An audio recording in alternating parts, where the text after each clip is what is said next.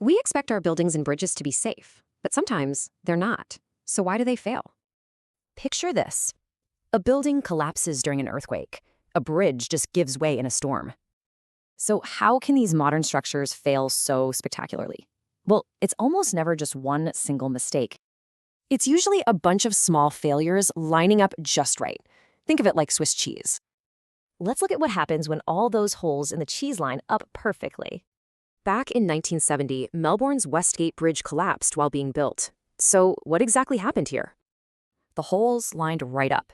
An inexperienced contractor, a flawed design, and a risky construction method.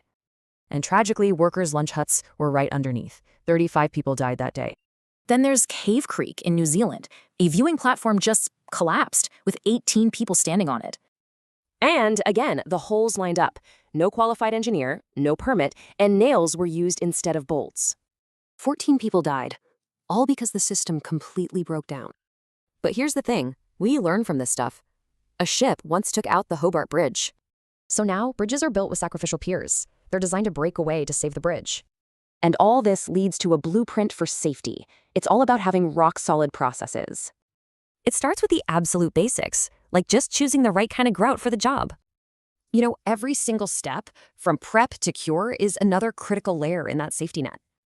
And this applies to equipment too. Rigging gear gets inspected constantly to catch any small defect.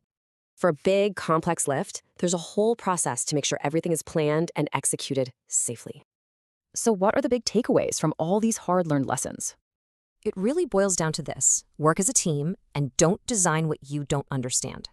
Because as one engineer put it, we learn so much more from our failures than our successes. It leaves you with one big question. In the race to build faster and cheaper, are we forgetting